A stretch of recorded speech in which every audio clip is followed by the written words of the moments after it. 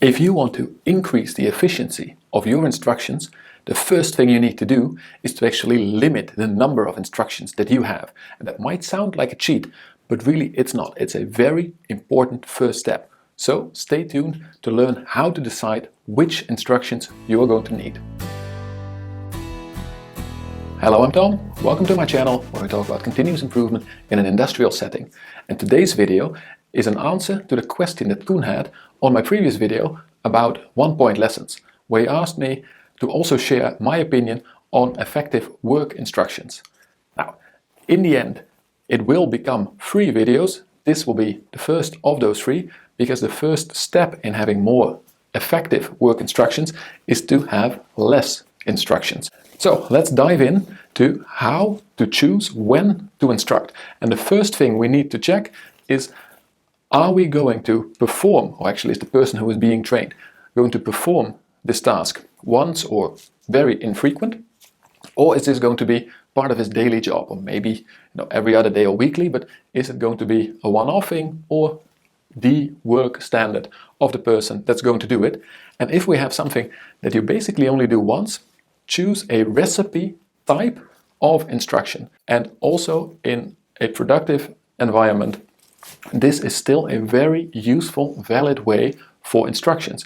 For instance, the other day I got an instruction for updating an Excel file with monthly data, and since I don't have to do it a lot, it's once a month, not so often, I do know Excel quite well already. I just got a list, copy these cells to that file, copy this sheet, and it just put the steps there without explaining why or what the end goal is, just a step-by-step recipe. Now, when we want to train something that will become your new work standard, we want that the person understands more around the task that they perform. And let's check the training within industry idea of teaching. You don't have to use TWI for your training, but the ideology, the system behind how training within industry works is very useful to think about how much information and what type of information we need to give. Now, what they do is you have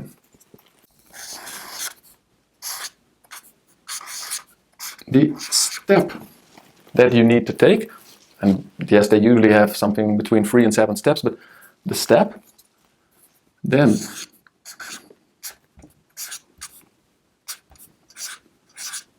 the critical points, and for each critical point you explain why this is critical.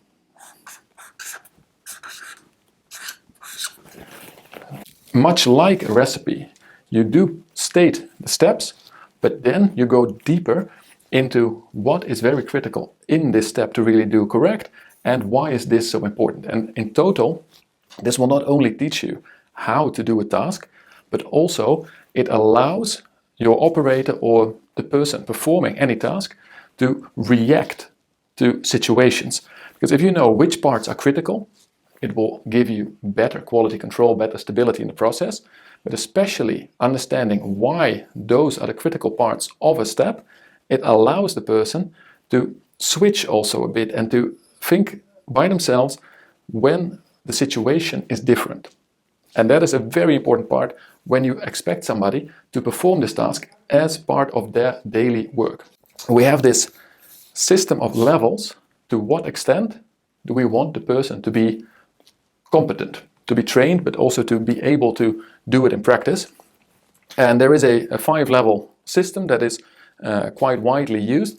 I did add a level 0, which is the person has nothing, because there is a difference between 0, you are out of scope totally, and number 1, which is you do not know the theory, or you are not involved.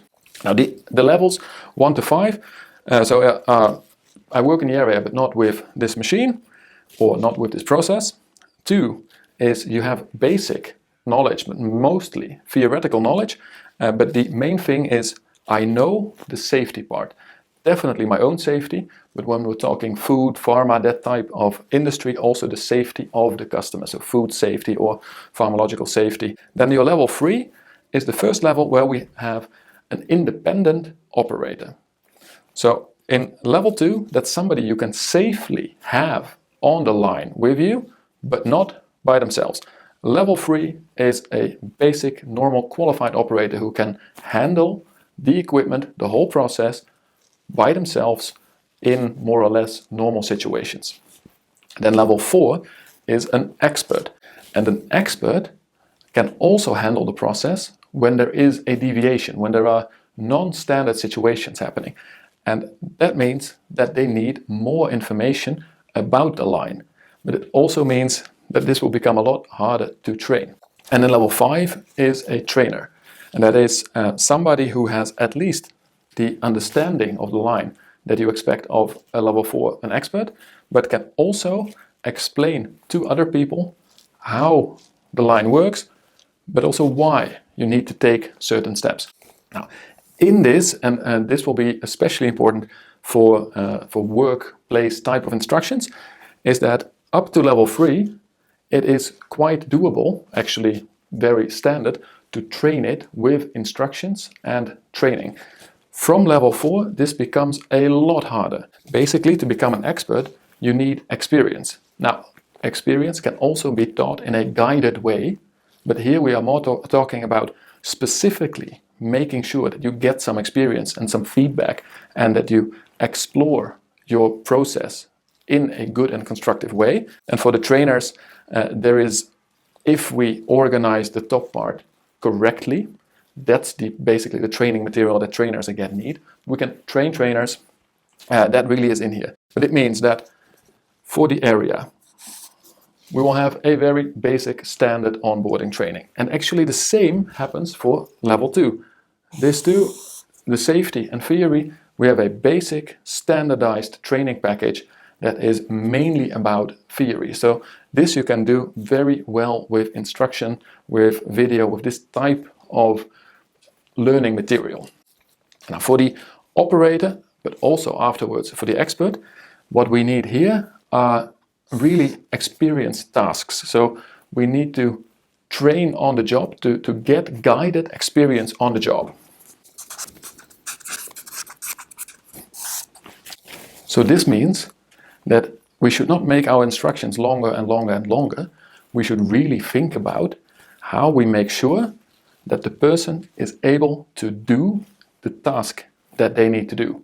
So there will be more time in what are the tasks and what are the things that they need to be competent in, and to make training exercises for that. Now, and as we said, for a trainer, we have a different set of training materials, but I think for work instructions, we should focus on this 1, 2, 3, and 4 levels. And again, for level 4, no more work instructions, just a list of the things a person has to be able to do. Then a different way from to what level do we want to take a person, but still really focusing on what do we need to train and where can we not train, because remember the goal is to train less, is when we look at our pyramid of standards. Highest level here is Pokayoke, and that one, that really is the golden summit of our pyramid. Basically, it is foolproof. You do not need to instruct. If there is no way that you can make a mistake, then there is also no need to instruct people. And that is a very important paradigm shift for many organizations, especially learning organizations. If we go up in the pyramid, we do not need to instruct so much. And in fact, at the foolproof level, a fool cannot even do it wrong. So no instruction is needed. Then there are 2 visual levels. There is the passive visual, which means that there is an explaining picture on the machine. Compare it to traffic signs. We all know them, you see them on the road, and then you know this will be a dangerous crossing, or here will be a roundabout, or now I have to give way. They use general knowledge. So a traffic light, for instance, we are taught as children how it works. Red means stop, green means go, and you use the same system that is completely baked into us in a factory, where you also make sure that if you have a process where you want your operator to react to the process because something's going wrong, you put a red light on it. And if you put a green light on it, it should mean that the process is moving along gently, that it is all going fine. If you understand it just by looking at it, you do not need an instruction. So this whole layout needs very minimal instruction. Now, the instruction part is over here. And when we're talking about limiting the number of instructions, maybe for some processes we don't really need a standard, but this here, the oral or informal instruction, what it really does need is what is the person supposed to know, be able to do at the end. So a list of tasks and a description of what they should be able to do. And that is a very important thing. And for many jobs, that might actually be enough. Then the text-based, they are the more traditional, but also relatively easy to make. And then you have your visuals. Now, a visual instruction, and you can also read it as an enhanced instruction. It's not that a picture is always better than text, but the main advantage also that you can use with, if you really do go a bit more visual, is that it has a more direct link to the line itself. So with text, there is a big difference between reading it and seeing it in practice. You all have to imagine it while reading it. With visual, and that's the advantage of a simple picture even, but especially if you go into schematics and explanations, you can more easily imagine how it works within the machine or in your process, and that makes that this type of instruction will come front to mind a lot easier when you are performing the task. So in the end, you probably need less instruction material if you spend more time on making them, enhancing the instruction, making them visual, schematic, to make sure that it enters our brain at different levels. The visual at the line or at the process ways of steering the process, they do not really require you to have any documentation for instructions, so that's ideal. You can use them to remind about instructions that the person had when they entered your workshop, when they entered this job. But what it should do is make even that type of instruction less needed. And if you are able to make your processes foolproof, don't instruct at all. With the levels of instruction, what we said is for levels 1 and 2, a basic type of instruction, probably even a video. This should not change so often, but that just gets the information across. This is mostly theory and information, maybe an exam at the end. With the level 3 and 4, what we are really looking for is to get experience. Now, with level 3, the basic operator, we probably want the most work instruction documentation. With expert, this is almost impossible.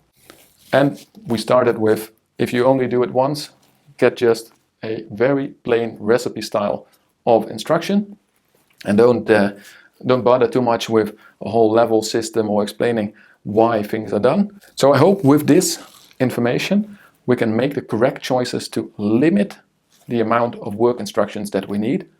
And then in a next video I will talk about how you make the work instructions themselves more effective and how to use them in a correct way. If you like this, don't forget to hit that like button, subscribe to my channel if you haven't done so already. And I would actually like to know from you, is this or that something that is used in your organization to indeed make a choice? And are there processes in your organization that should not, in your opinion, have work instructions at all? Let me know that in the comments.